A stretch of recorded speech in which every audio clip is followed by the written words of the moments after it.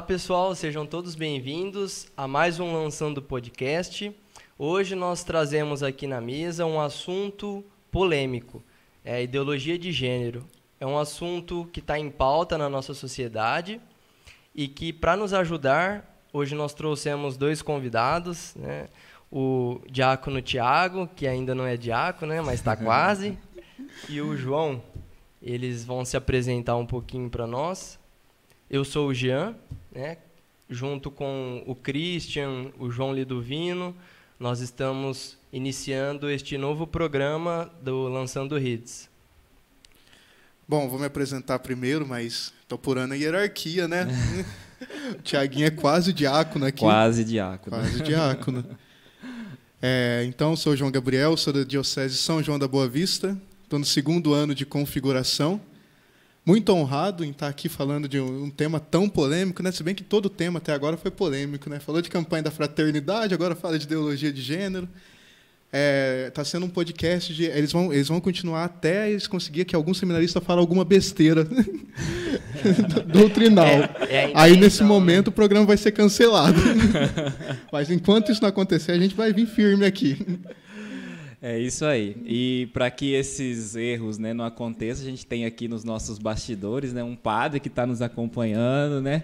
Então, estamos aqui com muita segurança também, que vai avaliar tudo que nós vamos falar aqui, né, João? Tá um clima muito suave. Ele já tá com o sapato na mão. Só ali. Tem um padre sentado olhando assim pra gente. É isso mesmo. Eu sou o Tiago, como já foi dito, né? Sou quase diácono, né? Minha ordenação está marcada para o dia 30 de abril, se Deus quiser, e esse programa não impedir. Brincadeiras à parte, né? Foi dito que nós vamos falar sobre um tema polêmico, mas nós queremos aqui, na verdade, lançar luzes, né, sobre esse tema.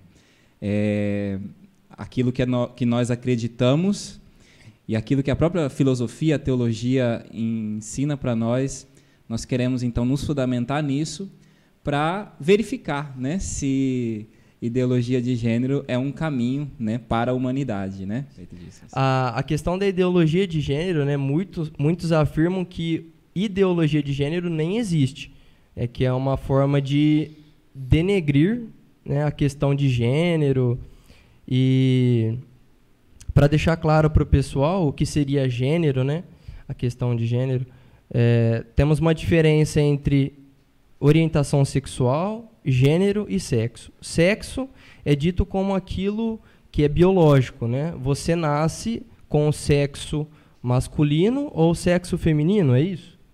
Isso, seria mais ou menos isso. E a questão de gênero justamente se aplica a isso, porque a grande pensadora da ideologia de gênero, ou filosofia da sexualidade, como alguns chamam, a Judith Butler fala isso, que sexualidade é uma coisa e gênero é outra coisa desconexa da sexualidade. Então, quando se fala de ideologia de gênero, está se falando que há uma separação entre aquilo que você nasce com o tanto de cromossomos que te faz você ser homem ou mulher, e aquilo que é reconhecido pela sociedade como homem e mulher, que seria o gênero. Então, o que a Judith Butler faz é essa separação. Para ela, gênero não está ligado à sexualidade da pessoa humana. Então, sexo é o biológico, que a pessoa nasce, e gênero é uma construção que vai ser dada através da cultura, por meio da cultura. Para a Judith Butler, é isso. O gênero não passa de uma construção social. Mas a gente vai analisar agora filosoficamente, teologicamente. E ainda tem a questão da orientação sexual, né? Então, eu nasci com o sexo masculino, mas eu quero ser do gênero feminino e minha orientação sexual ainda pode ser aleatória. Na verdade, a essência da ideologia de gênero seria exatamente essa fluidez de gênero, né? Você pode, na verdade, transitar entre um gênero e outro, entre uma forma de viver a sexualidade que, segundo as teorias, podem variar em 21 formas, no mínimo, né? Pelo qual você pode expressar o seu ser como pessoa. Mas eu gostaria, sim, de, já engatando no que vocês estão dizendo, né? A Judith Butler, ela é do século passado, agora, do século XX. Ela está viva. Né? Está viva, né? Mas isso remonta não ao século passado, né? E essa história ela vem desde dos primórdios do homem. É isso que nós vamos falar aqui um pouco também, né? Não como ideologia de gênero, obviamente, mas as raízes desse pensamento remontam a épocas bem antigas, né? Que no fundo está um desprezo, um certo desprezo pelo corpo, pela corporeidade, né? Que é um elemento fundamental da constituição do homem. Ao longo dos séculos, nós fomos procurando respostas para quem é o homem, né?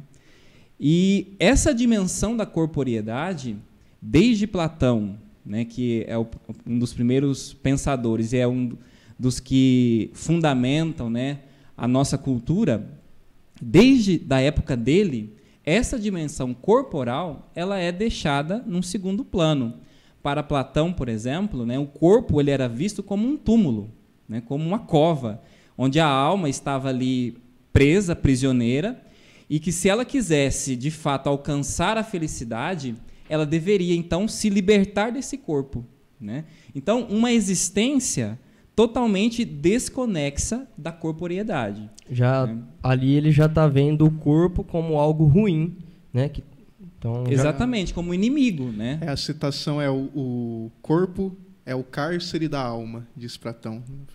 Exatamente, é essa visão, né, de que o corpo ele limita a nossa existência. Então, quanto mais eu me libertar dele, né, mais feliz eu serei. Esse é o caminho da filosofia, né? A filosofia que vai dar base para a filosofia helenística depois também, que são os neoplatônicos. Para você que não entende muito bem ou não está compreendendo esses termos filosóficos, é só para fundamentar um pouco que a gente já vai colocar isso na prática. Esses meninos aqui são filósofos, né? São formados em filosofia. Então, eles têm uma linguagem um pouco mais então, por exemplo, nós estamos falando aqui de Platão, né, numa época tão distante da nossa, mas se a gente observar hoje, né, esse pensamento, ele, de certa forma, ainda está presente, sobretudo na nossa vida de fé. A gente lida muito com os jovens, escutamos muito os jovens, e às vezes a gente percebe uma dificuldade em acolher o seu corpo como um dom.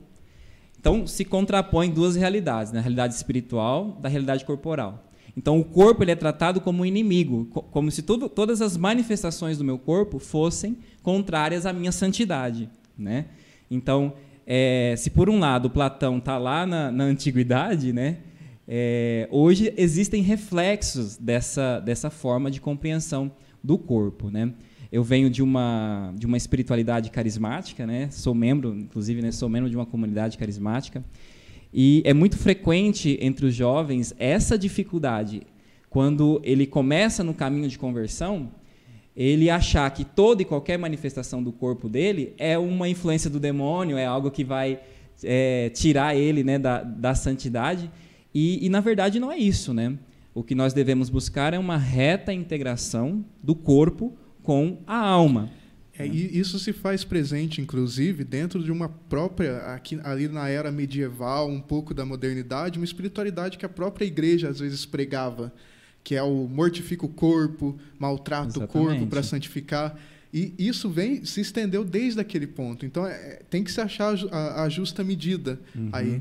E aí entra o grande problema. Às vezes a gente quer viver uma espiritualidade medieval ali, e, inclusive, até uma espiritualidade medieval que foi condenada na época como heresia. O maniqueísmo, né? O maniqueísmo, ou a heresia dos cátaros, os padres que negavam totalmente o valor da corporeidade, chegavam a negar até mesmo o valor da própria vida, dizendo que o que está no corpo não é divino de forma alguma. E isso se arrasta e vem até hoje. E, às vezes, nessa ânsia, numa busca sincera por santidade, acabamos caindo nesses extremos. Né? Extremos. Exatamente. Foi bom você citar, porque nessa época, né, nós temos Santo Agostinho. Santo Agostinho, com a visão cristã, ele vai dar um salto na compreensão do corpo, né? Porque ele vai entender o homem como uma constituição de corpo e alma. Os dois elementos fazem é parte do ser humano. O ser humano é corpo, o ser humano é alma. No entanto, ele ainda vai estabelecer uma hierarquia entre um e outro, dizendo que a alma ela tem prioridade sobre o corpo. Ele ainda permanece uma certa visão reducionista, né, do corpo na constituição do homem, embora ele dê esse salto de reconhecer que nós não podemos desprezar. O negócio está melhorando, né? A corporeidade, exatamente. O corpo está ganhando mais pontos. Exatamente. E, inclusive, ele faz até uma comparação que eu acho muito bonita, né?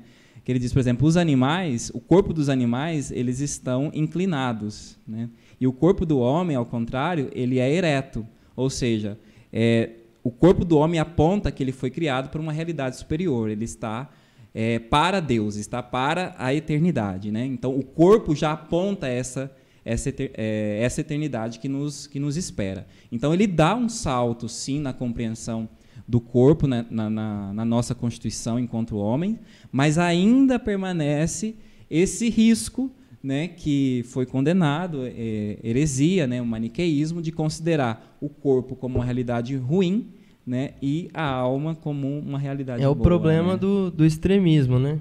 Exatamente. Temos que buscar esse justo equilíbrio, né? Nem um extremo, nem outro, né? Então, a partir de Agostinho, ele começa a valorizar mais o corpo, né?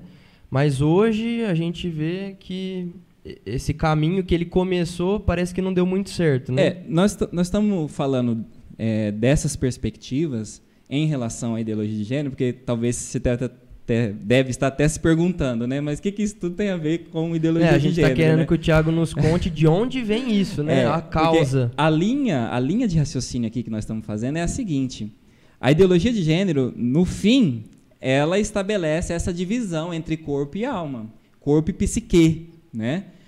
No fim é isso. Mas tem toda essa história por trás, né, do pensamento. O corpo como sexo e a psique como gênero, né? Essa divisão. Exatamente, e o gênero como algo independente do sexo, independente, que é o corpo. né, como algo totalmente que é o biológico. Desconexo, né? Mas isso vai ficar mais claro ainda, né, assim, mais violento, vamos dizer assim, com René Descartes. Depois de Agostinho. Exatamente, que é um filósofo moderno, né? Ele que vai, na filosofia, estabelecer essa separação, porque ele vai dizer o seguinte, que o que existe é o pensamento, né? Penso, logo existo. Exatamente. A base, o método de Descartes é o método da dúvida. Né? Para que as coisas sejam claras e distintas, eu devo submeter tudo à dúvida. Basicamente é isso, né? Grosso modo. O que resiste à dúvida? Somente o pensamento. Porque quando eu penso, se eu duvido do pensamento, eu já estou duvidando de algo que existe. Então não tem como duvidar do pensamento, né? Ele existe. E é a única realidade, então, que eu posso tocar, segundo Descartes, né? Então, o que existe de fato? O pensamento. A minha mente. O corpo, eu tenho ele, mas eu posso duvidar da existência dele, né? Então, quem vai estabelecer... né? Esses caras aí eram muito loucos, né? Eles tinham muito tempo, eu acho. A gente tem acesso à informação, tudo, mas os caras tinham tempo, né? Olha aqui, nós... E a gente achando que droga é uma coisa recente, né? Mas não. Certeza que eles já usavam essas coisas. Eles não tinham Netflix. Então, assim, o grande responsável por essa linha de pensamento e que influenciou a filosofia, né, moderna e depois, né, a contemporânea, a gente pode colocar aí nas costas de Descartes, né? Esses dias eu ouvi uma expressão bem forte falando que Descartes ele é o câncer nesse sentido do modo de interpretar o homem, né? Porque ele realmente divide. Aqui está estabelecida a divisão. Uma coisa é a minha mente, outra coisa é o meu corpo. Mas com Descartes, eu não entendi bem, eu acho. Ele diz que a única coisa que existe é o pensamento, né? Que é a verdade para ele, é o pensamento. A dúvida, né? A única coisa que se tem certeza da existência é o pensamento, para Descartes. ele separa o corpo porque ele acredita que, na verdade, ele duvida da existência do corpo, por isso. Ele até faz uma comparação assim, pensa em quando você está sonhando e acontece alguma coisa no sonho, e você acorda e você está com aquela sensação. Por exemplo, cortaram o seu braço. Aí você acorda com a sensação que alguma coisa aconteceu com o seu braço. Ou quando você tem um sonho muito realista, que envolve o seu corpo, e você acorda com a sensação que aquele sonho foi real. Então ele usa esse argumento para colocar: eu não tenho certeza da minha existência corporal. Uma vez eu sonhei que eu estava no banheiro.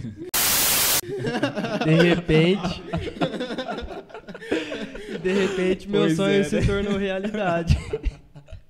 Eu acordei molhado. Tinha que ter filmado a reação do Padre Janine. Eu tô achando interessante. Tem que ter uma câmera no Inquisitor ali. Tem. Tô achando interessante o pensamento do Descartes, começando a acreditar nele, porque olha... Mas assim, é interessante dizer também que Descartes ele realmente causa essa ruptura, mas ele não tinha uma intenção diabólica. Claro. Apesar de ter dividido, né, diabolos vindo aí de divisão, ele era alguém que respeitou profundamente o catolicismo, se formou em escola de padres jesuítas e manteve até uma certa espiritualidade. Tem escritos de espiritualidade de Descartes. Mas acabou, né? O pensamento dele deu base para depois uma divisão na filosofia moderna, que vai ser o racionalismo e o empirismo. Aí sim vai ter essa ramificação entre o estudo do pensamento e o estudo do corpo como coisas totalmente independentes. Isso parece muito o que acontece no mundo hoje, né? Porque a questão da ciência ser totalmente experimental, né? E desacreditando totalmente na questão da fé como algo ideal.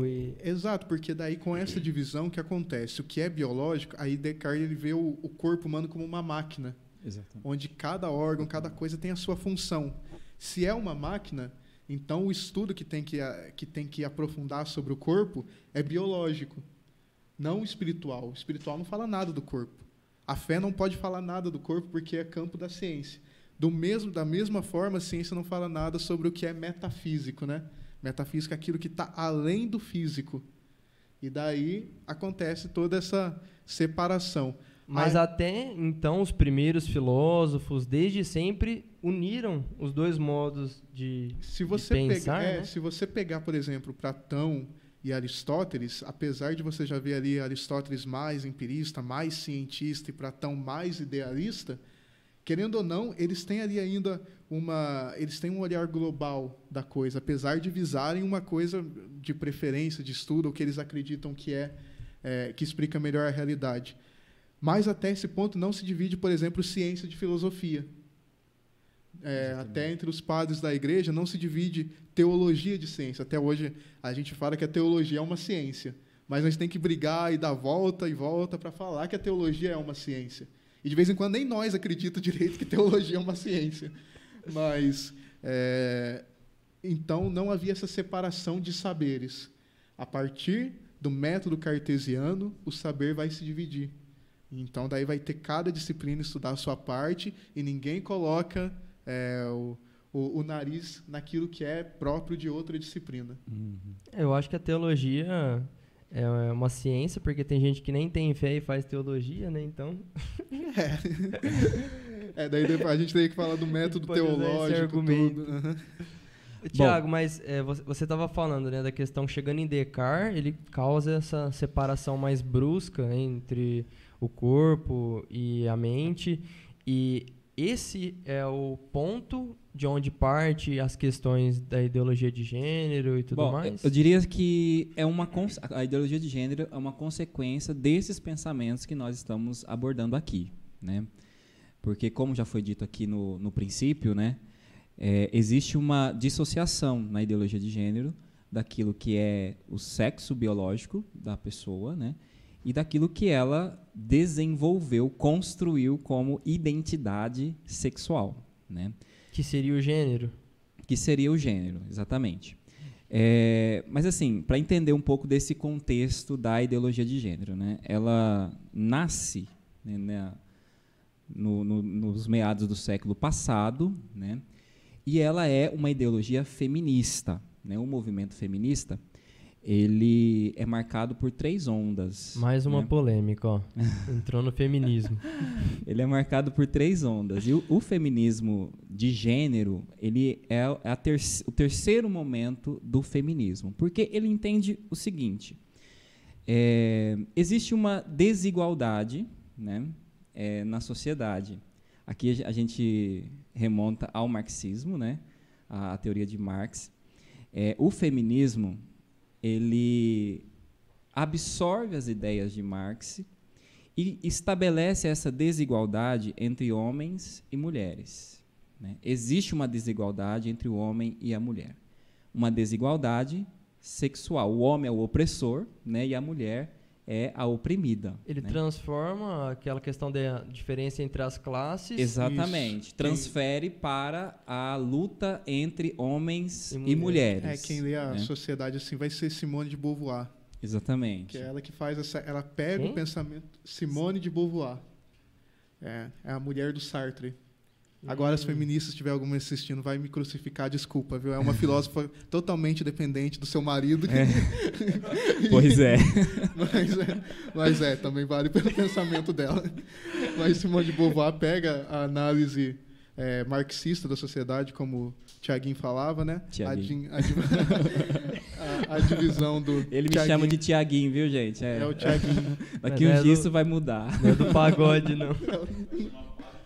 Thiaguinho, mas o Tiaguinho agora vai ser diácono Tiaguinho, porque daí ele vai ser inteiramente pagode. Adeus. Now the world don't move to the beat of just one drum. Badum. Boa, João, boa. Parabéns pra você. Ó. O Padre Washington, né? O compadre Washington, o Padre Tiaguinho. Pagode. Mas voltando, né, ao nosso assunto, Simone de Beauvoir, ela pega a análise marxista, né? Marx o que faz? Marx é um sociólogo que analisa a sociedade sempre em uma luta de classes. Em toda a sociedade é uma luta de classes para Marx. E a grande análise dele dentro do capitalismo é entre aqueles que têm a propriedade, a matéria-prima, e aqueles que só têm a força de trabalho para oferecer, né? O proletário e a burguesia. E Simone de Beauvoir vai pegar essa análise e vai falar assim, existe dentro da sociedade também uma luta de classes entre aqueles que são opressores e aqueles que são oprimidos, que são os homens e as mulheres. Exatamente. E daí ela vai dizer uma frase que vai dar a base para toda a ideologia de gênero. Não se nasce mulher, torna-se mulher.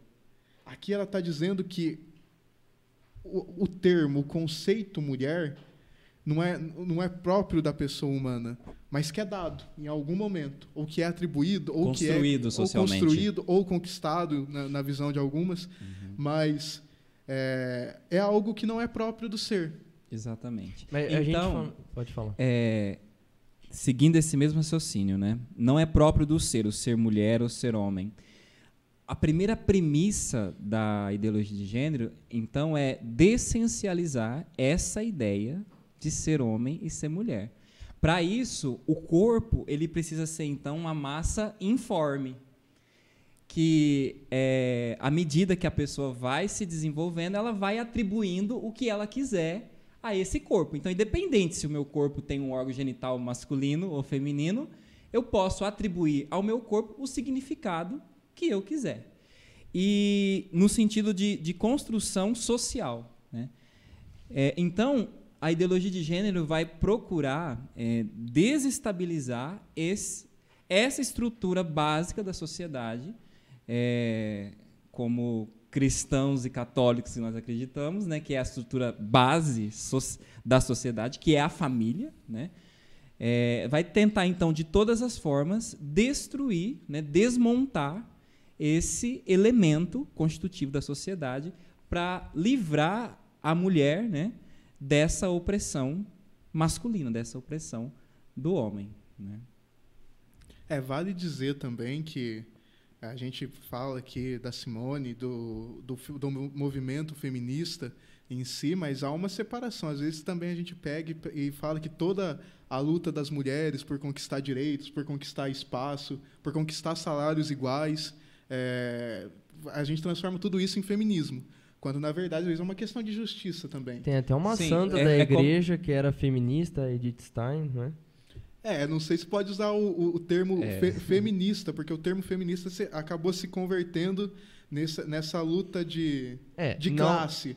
Mas, assim, eu, por exemplo, não vejo problema nenhum no conceito de feminismo em si. Na primeira, porque o feminismo em si ele nasce dentro da própria cristandade, se você parar para pensar. Os primeiros movimentos feminismo não nos moldes de hoje. Não nos moldes de hoje. A primeira onda feminista sai de dentro das igrejas protestantes, que começa a perceber, se o protestantismo fala que cada um pode interpretar a palavra, por que as mulheres não estão podendo interpretar a palavra, né? E daí elas vão ali fazer um movimento político, tudo. Então, assim, o que eu queria dizer com essa fala há uma diferença entre luta por direitos das mulheres. A gente não pode ignorar e fechar os olhos para que a mulher muitas vezes é oprimida, sim. Não no sentido de por ela ser mulher, mas no sentido de por ela ser mulher que eu digo assim de enquanto construção social, mas talvez enquanto estrutura social que acaba privilegiando mais os homens em certos setores do que as mulheres, porque às vezes é um dado você perceber que um homem às vezes ganha mais do que uma mulher exercendo a mesma função. Então, assim, não se pode desvalorizar esse tipo de luta. Mas eu também não sei se eu atribuiria isso ao feminismo, como o feminismo é entendido nos dias de hoje.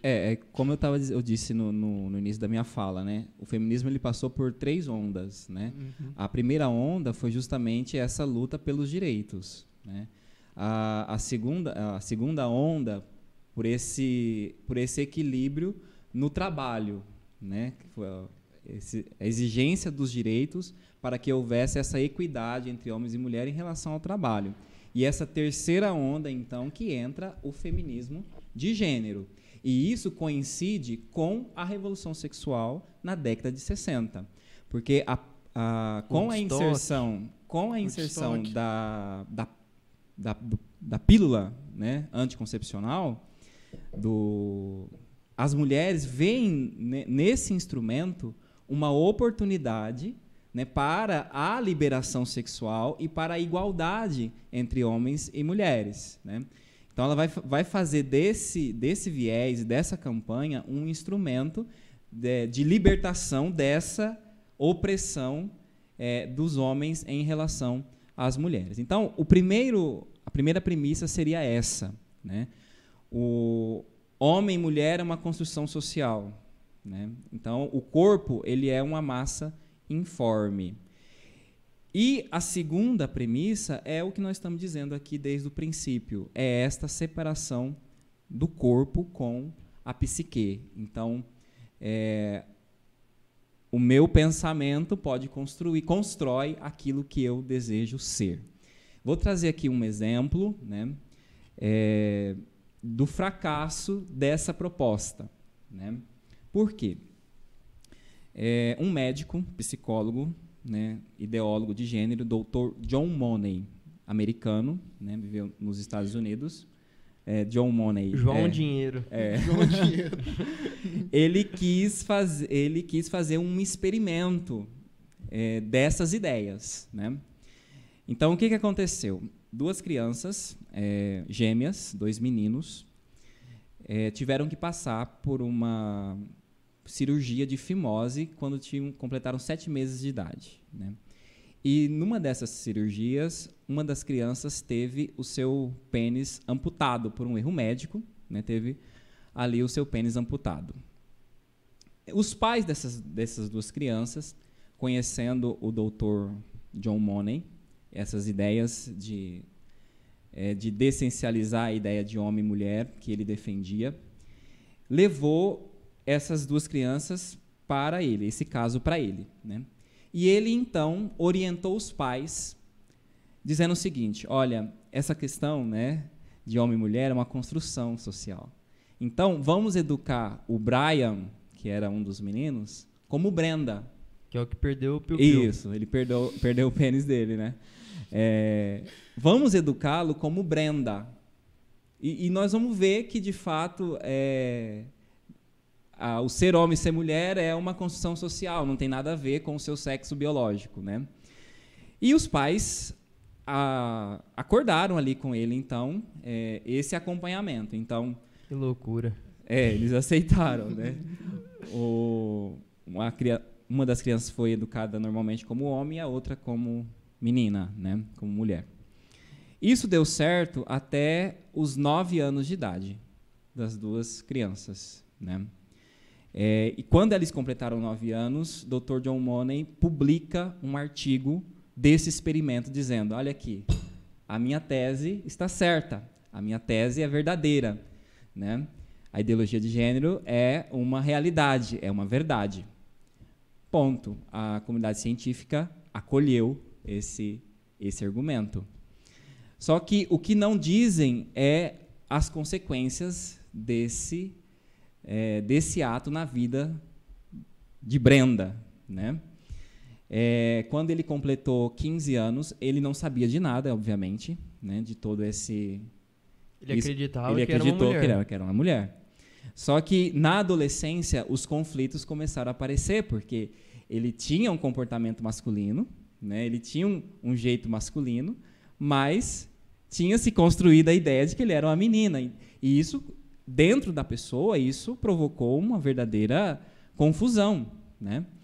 E aí ele começou a questionar e ele soube, então, a verdade. Contaram para ele a verdade.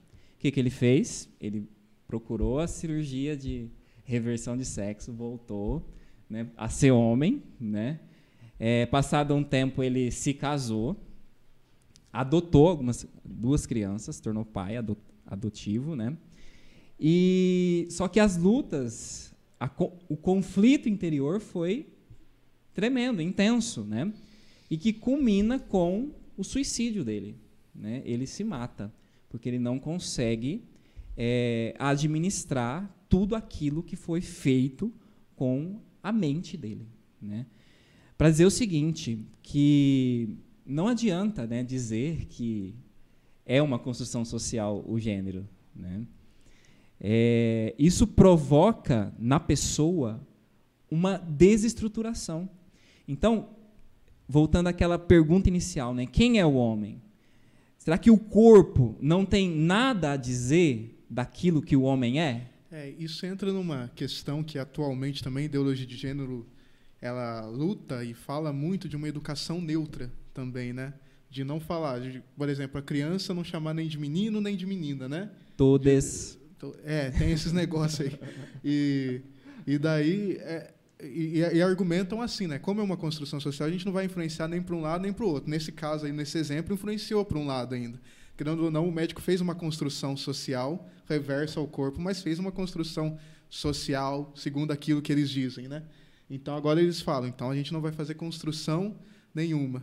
Só que o conflito gerado é o mesmo, porque, querendo ou não, o homem, quando criança ali, e a mulher, eles vão ter conflitos diferentes. E eles vão se perguntar, por que eu estou tendo esse tipo de conflito e aquele meu amigo, meu irmão, não está tendo o mesmo tipo de conflito? O que eu sou?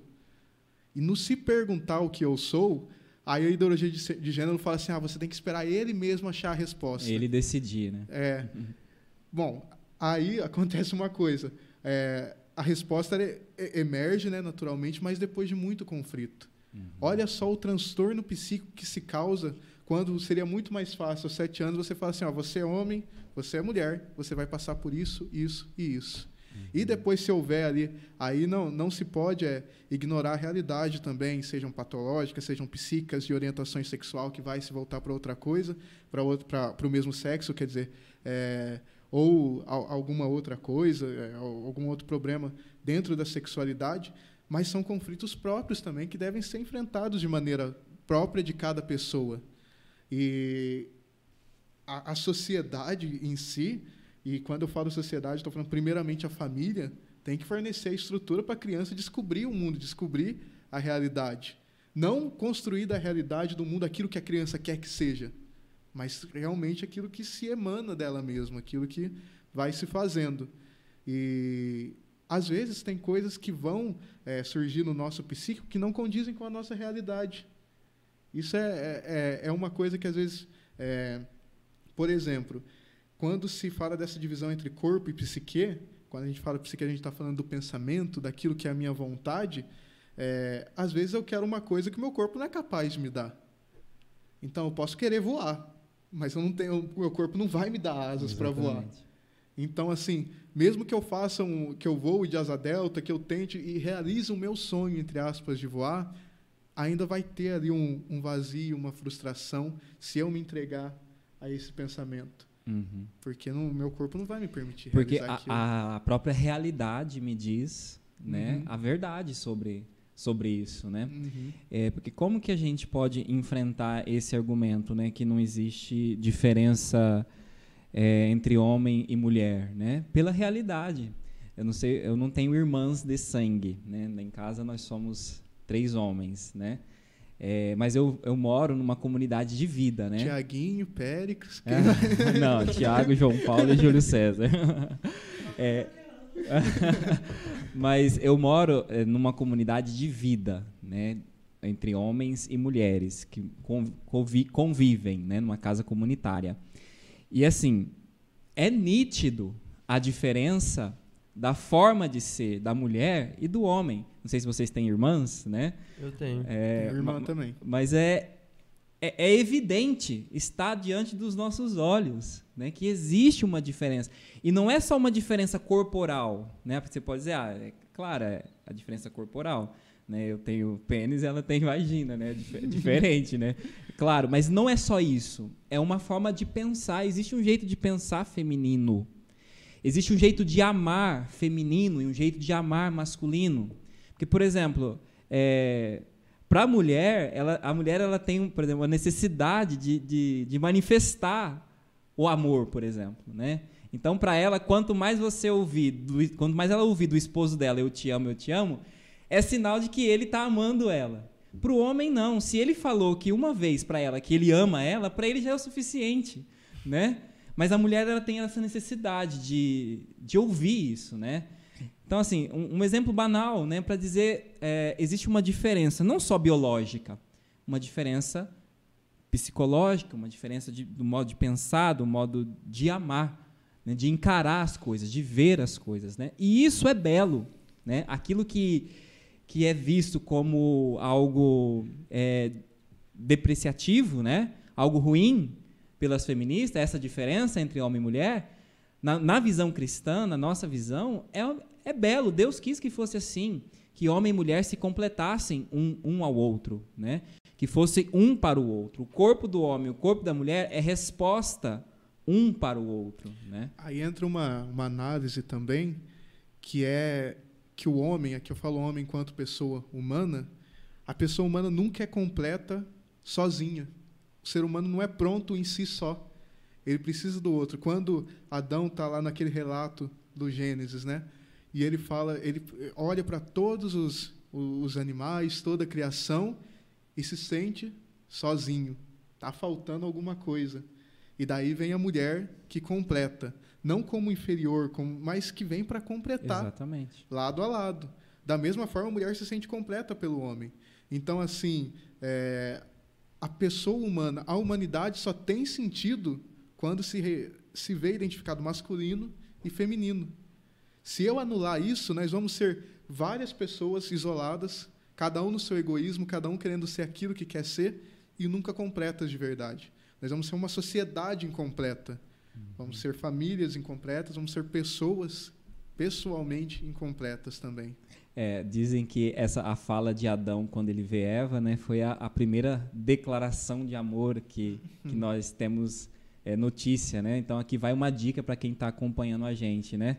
O que Adão disse para Eva, né? Ossos dos meus ossos, isso, carne da minha carne. Chega, né? na morena e fala, você é ossos dos meus ossos. Que declaração de amor, né? Sucesso. Depois você comenta aí se deu certo isso. Eu acho que é sucesso. Uma boa cantada, né? Provavelmente você vai vir para o seminário. A gente está precisando de vocação, somos todos especialistas. E o João trouxe um elemento muito importante na definição do homem, que é essa componente da relação, né? Nós só nos compreendemos a partir do momento que nós nos relacionamos. eu tive a oportunidade de contrapor esse tema da ideologia de gênero com o pensamento do padre Henrique Lima Vaz, né?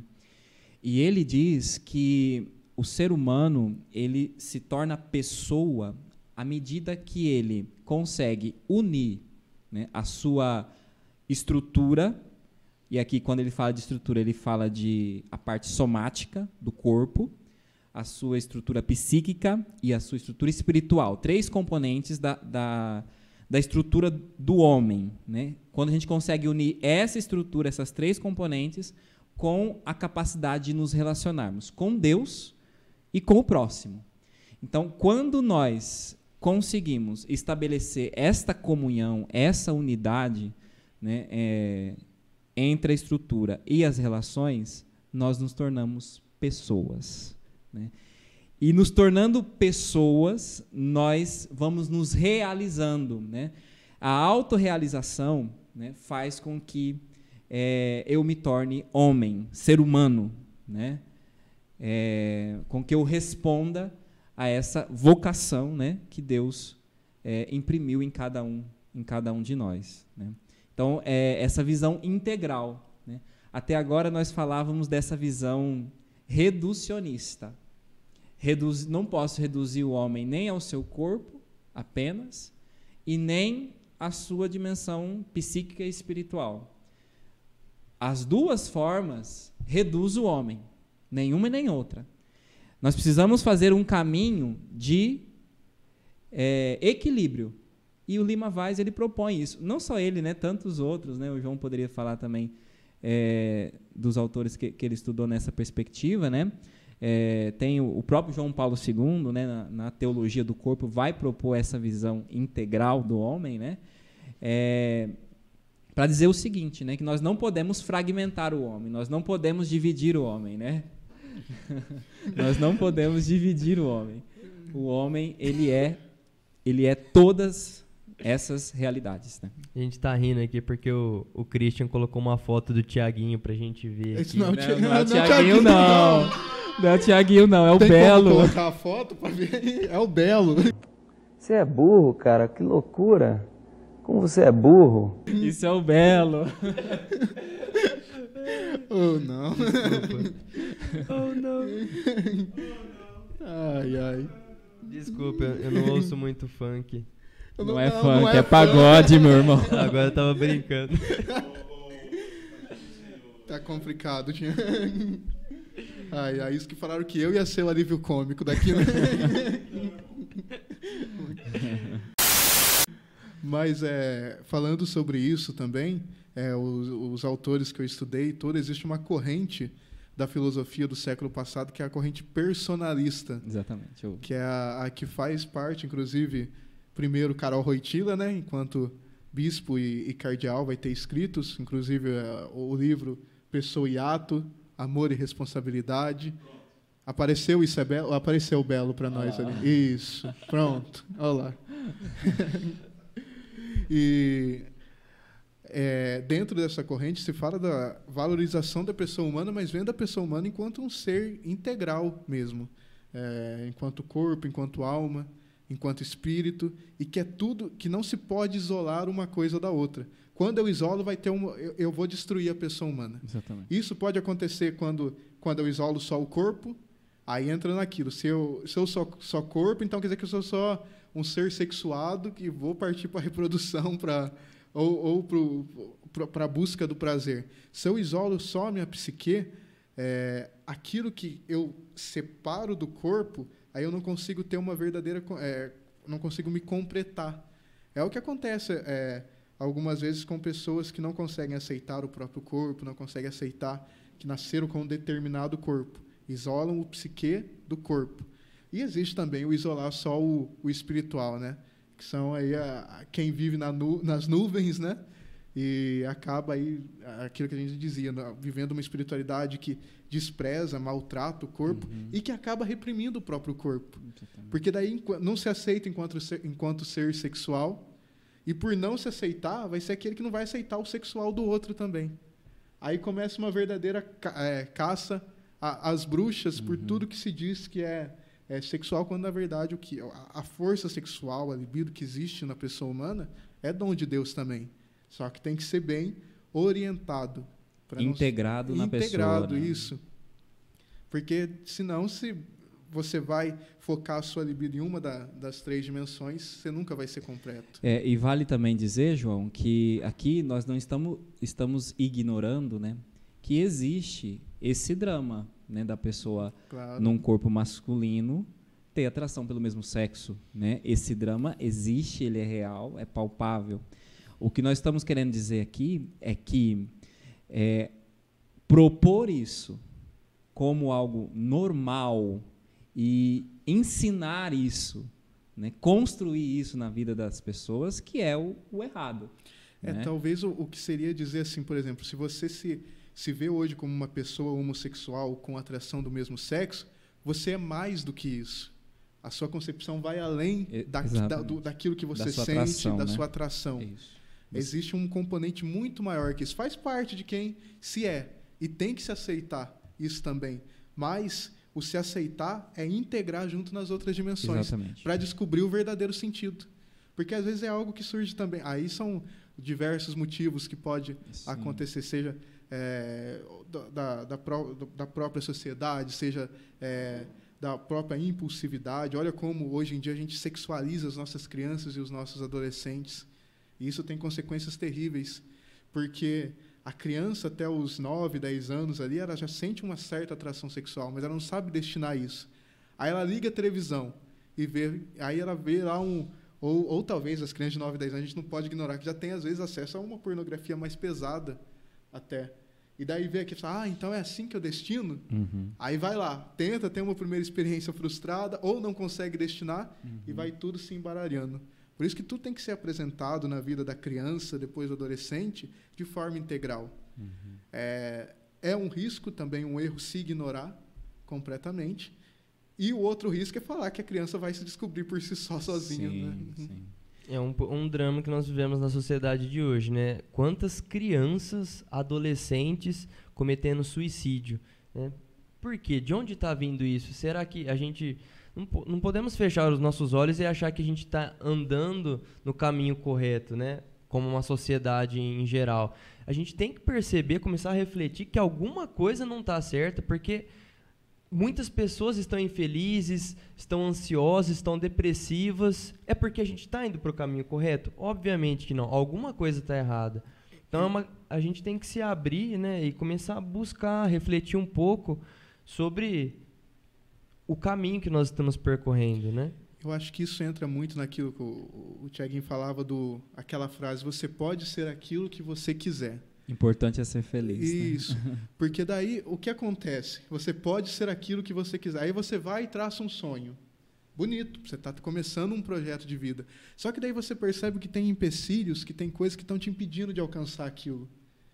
Só que daí você ouve a sociedade falando assim para você, só depende de você. Vai, você consegue. Se ele conseguiu, você consegue também. Se você não é feliz, é porque você não se aceita. A culpa é sua. Uhum. E daí a pessoa não consegue lidar com a própria infelicidade. Uhum. A gente criou na sociedade um excesso de positividade. De você consegue, você vai, só depende de você. Se você quer, você... E quando a pessoa não consegue, aí a culpa é de quem? A culpa o coach, A aí culpa ela é do se coach. Frustra, né? Ela e se frustra. Não sabe lidar com isso. E de quem que é a culpa na sociedade contemporânea se algo deu errado na sua vida? É sua. Uhum. Aí, se é sua, então quem que você tem? Eu falo assim, você tem que vencer o culpado, você tem que dar fim nos seus culpados. Se o seu culpado é você mesmo... E também tem uma corrente aí que diz que o culpado é sempre o outro também, né? Também. Então, eu estou infeliz porque o padre da minha paróquia é ruim, ou porque minha mãe fez não sei o quê, ou porque o presidente não sei o que lá, os governadores roubam. Então, tá sempre também jogando a culpa no outro. Então, tem esses dois lados aí, né? Isso tem até uma raiz no pensamento, naquela análise do próprio marxismo, né? De falar que há sempre um oposto. Se você está sendo oprimido, tem algum opressor. Você só tem que achar quem é o opressor e derrubar ele. Então, perceba que são dois extremos. Ou polarizar tudo numa figura mítica, que é o opressor, ou talvez trazer tudo para si. Quando, na verdade, aí o que o Evangelho vem dizer é que justamente hoje o Evangelho do 5º domingo da Quaresma, né? Não sei até que dia que isso vai, mas nós estamos na Quaresma ainda, viu, gente? Por isso que a gente está introspectivo desse jeito.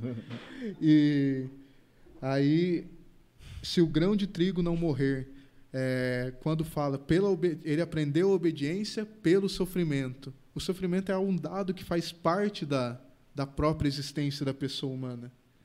E identificar isso e ver isso, na verdade, traz um sentido de esperança. Mas aí a gente já entra em uma outra Sim. temática. Né? Eu amarraria isso que nós estamos dizendo aqui, justamente mencionando esse elemento que o João trouxe a respeito do Evangelho. Porque onde que nós vamos encontrar respostas para essa pergunta, né? Quem é o homem? Né? Nós temos fé, nós acreditamos na palavra, nós acreditamos no Senhor Jesus que nos redimiu, nos salvou. E é muito querida uma frase, né, para João Paulo II, e nos escritos dele, durante o pontificado, ele fez questão de ressoar isso, né, que já veio escrito no Concílio Vaticano II, que quem revela o homem ao próprio homem é Cristo. Cristo é o modelo de homem. Né? Então, homem aqui no sentido de humanidade, né? Não só no sentido de homem e mulher, né? O ser humano. Quem revela o ser humano ao ser humano? O Cristo. Então, ele é a nossa referência. Tem um trecho da Sagrada Escritura, da Carta aos Hebreus, né, que o autor coloca na boca de Jesus, né? Tu não quisestes nem holocaustos, nem vítimas, nem sacrifícios, mas me destes um corpo. Me destes um corpo. Cristo, no corpo dele, ele fez a vontade de Deus. No corpo dele, na entrega da vida dele, ele deu sentido para a corporeidade. Ele fez de si uma oferta. Então, o corpo humano, o nosso corpo, dom de Deus, ele tem um sentido. Ele foi criado para Deus. Para Deus. E Cristo é a referência desse corpo voltado para Deus, entregue para Deus. Então, nós não podemos perder de vista este sentido espiritual do nosso corpo. Né? Aqui a gente entra na questão teológica, né? Que o grande, eu sempre digo, né? João Paulo II ele escreveu muitas coisas, né? Mas o grande legado que eu vejo que ele deixa para a nossa humanidade confusa em relação à identidade do ser humano é a teologia do corpo, porque ele vai fazer essa reflexão. O corpo ele foi criado por Deus com uma intenção de revelar nesse mundo o mistério de Deus, o mistério escondido em Deus. Que mistério é esse? O mistério da comunhão, o mistério da doação, o mistério do amor. Então, eu olho para Cristo e vejo esses elementos de doação, de comunhão e de amor. Então, como que o homem vai se realizar? Quando que nós vamos sair desse caminho de frustração? Quando eu der esse sentido espiritual para o meu corpo. Eu elevar ele a essa condição, né, de um elemento do meu ser humano que vai dar aí sentido para a minha existência. Né? Eu amarraria esse nosso diálogo aqui, trazendo esse pensamento, né? Porque é na fé, né? A igreja ela é perita em humanidade, né? Ela vai saber também nos orientar de como nós podemos responder a esses questionamentos que a sociedade de hoje tem feito. Esse feminismo que veio depois da Segunda Guerra Mundial, né, que tinha esfriado o feminismo, ele veio com essa corrente marxista, que é materialista e, portanto, nega a existência de Deus, né, e então nega tudo isso que você está falando para nós. Sim. E é por isso que dá margem para essas linhas de pensamento que, infelizmente, culminam em tantos outros problemas que a gente observa na sociedade hoje. Eu acho que também para isso que o Tiaguinho falava, na questão de Por exemplo, Santa Teresa d'Ávila tem uma frase assim: conhece-te a ti mesmo, que é aquilo que Sócrates já dizia, né? Mas a luz de Deus. Então, a pessoa humana nunca pode tentar se compreender também sozinha. É sempre Deus que vai revelando o homem ao próprio homem. E existe um provérbio que diz assim: quando você se sentar na mesa de alguém, presta atenção naquilo que aquela pessoa te serve. Porque no dia que ela for na tua casa, você vai ter que servir da mesma forma. Quando nós nos sentamos na mesa da Eucaristia, Cristo oferece o que para nós? Eis o meu corpo. Então, às vezes, quando a gente tem uma dificuldade, quando a gente não sabe o que fazer com o nosso corpo, tá aí, o corpo deve ser oferecido de volta ao Cristo. E você achar assim que, nossa, Deus fez meu corpo errado, não é isso. É tipo, você está trocando Deus por você, né? Tipo, Deus fez eu errado, eu quero ser assim, né? Como se você estivesse tomando o lugar de Deus. E às vezes, algumas dificuldades, aparece aquela pergunta que fizeram para o cego de nascença, né? Quem pecou para que nascesse assim, né? Quem pecou para que esse sofrimento viesse junto, né? E Jesus ora e fala o quê? Ninguém pecou, mas é para que a glória de Deus se manifeste. Às vezes, no sofrimento, naquilo que a gente não compreende, existem mistérios escondidos ali, e Cristo vai fazer o reino de Deus acontecer a partir disso. Se Cristo sofreu, foi humilhado e morreu, nós também iremos passar por isso, né? E eu falo que se a vida como um todo, a vida tem sentido, você pode achar que a vida não tem sentido. Pronto, agora se você achar que a vida tem sentido, tudo que tem na vida também tem que ter sentido, né? Porque senão não tem sentido alguma coisa que faz parte da vida não ter sentido se ela como um todo tem. Então o sofrimento... Tem sentido. Teve sentido essa palavra. Tem sentido, olha. Vai todo mundo perder. É quando a gente atingir a meta, dobra a meta. Dobra a meta. Você fez curso lá com ela? Tem uns vídeos no YouTube já. Então, Cadê? assim... Não vai mostrar o Padre Janine? Traz o Padre Janine aqui. Então, vai, Padre. O povo quer te ver, Padre. Se um de nós desaparecer daqui, é porque ele está responsável. A culpa é do Padre, ele está responsável. Cadê? Mais para trás, Padre. Isso. Ali, O senhor não viu que a gente está com um super efeito aqui? O chroma aqui. Essa parte tira do vídeo, velho. Aí parece que ele tá voando no pano verde.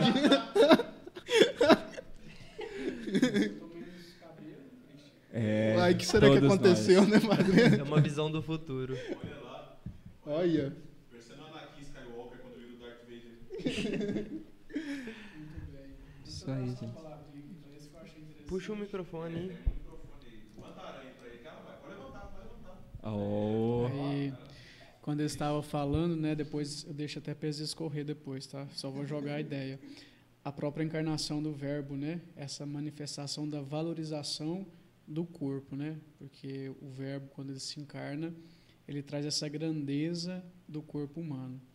E as mulheres que em nenhum momento, nem mesmo pela igreja, embora cada um tenha suas funções dentro da igreja, elas podem ser desmerecidas, porque a ressurreição ela foi testemunhada, não a ressurreição do ressuscitado, aliás, o testemunho foi de uma mulher, né? É uma mulher que sai correndo dizendo: Jesus está vivo. E depois desse anúncio que tocou o coração dos apóstolos, aqueles homens, que eles vão atrás para confirmar. E é assim nesse sentido, né, de que é os apóstolos que confirmam a fé, né, a fé da comunidade, como Pedro, Tiago, João, Felipe, tantos outros apóstolos. Mas eu vou deixar para eles escorrer aqui, né, para eles encerrar, né, a encarnação do verbo como essa manifestação da valorização do corpo humano, né? Isso aí, Padre. Participação. Isso é belo, isso é belo. Cadê o belo? Põe a foto do Tiaguinho aí de novo. Olha lá, Isso é belo. O João Paulo II, ele diz assim, né? Se o maniqueísmo, né, que considera o corpo um antivalor, né? Se por um lado eles consideram o corpo antivalor, o cristianismo nunca será capaz de apreciar todo o valor que o corpo tem. Então, ele sempre estará além, acima da nossa capacidade de extrair toda a grandiosidade e mistério que estão encerrados no corpo. Eu acho que, falando sobre o que o padre dizia da encarnação do Verbo, né? Às vezes a gente quer negar o corpo, né? Jogar o corpo fora. E Deus quis ter um corpo. Ele se fez carne. Ele teve um corpo como o nosso, né? Então, tudo que Cristo toca, ele diviniza. Então, nosso corpo também é consagrado, é divinizado na vida de Cristo. E por isso que tem tem um destino final também, né? Uma causa final. Tem um porquê de ser e um porquê de existir. Não sou eu que determino. Ele já foi dado foi criado com uma causa final, né? Hoje nós vivemos nesse mundo que acaba nos complicando muito, né? Nos embaralhando muito, porque a ciência é experimental, então ela só se importa com aquilo que ela consegue ver, aquilo que ela consegue colocar dentro do laboratório, né, e examinar. O marxismo, que influencia muito a nossa sociedade, que é uma visão materialista, que nega a dimensão espiritual do ser humano. A psicologia, vinda de Freud, né, a psicanálise, que é muito trabalhada nas escolas e também no próprio acompanhamento psicológico, e essa é um modo de se trabalhar que não considera o ser humano como um todo, né? A psicanálise ela só aborda a dimensão psíquica e biológica, ela nega a dimensão espiritual. Então, tudo isso que forma a nossa sociedade de hoje acaba nos deixando perdidos, né? E aí a gente acaba se deparando com obstáculos que nós não conseguimos superar porque a gente tem uma visão reducionista do que nós somos. Então, eu espero que tudo que a gente conversou aqui hoje possa levar cada um a refletir um pouco mais e chegar a essa conclusão de que nós somos mais do que isso. Nós somos corpo, alma e espírito, né? Isso forma nós como um todo e cada uma dessas partes são interligadas e importantes da mesma forma. Eu quero agradecer muito, então, ao Tiaguinho, né, o nosso seminarista Tiago, o João, que nos ajudaram muito, ao Christian, que está trabalhando ali como diretor da cena, né? E o Padre Giannini. Padre Giannini vai ser o próximo convidado aqui no que não jogou o sapato em ninguém. Muito obrigado também, viu, Padre? A reação pela sua vai participação. Ser agora. Se nenhum de nós... O Tiaguinho vai embora, né? Mas se eu não voltar aqui nenhuma vez, vocês sabem o que aconteceu, né, gente? O Thiago vai embora daqui a um mês, né? Não, essa semana. Essa semana deu já certo? Que bom. Encerrou a estadia dele aqui com chave de ouro. Muito obrigado. Foi uma alegria. Eu acho que foi muito bacana essa ideia aqui de conversar esse assunto, né? De lançar luzes, né? Como você mesmo disse agora há pouco, para esse tema tão polêmico e debatido na nossa época, né? Eu só diria para encerrar, para que nós não percamos a nossa referência, que é Cristo. Ele é a nossa referência, né?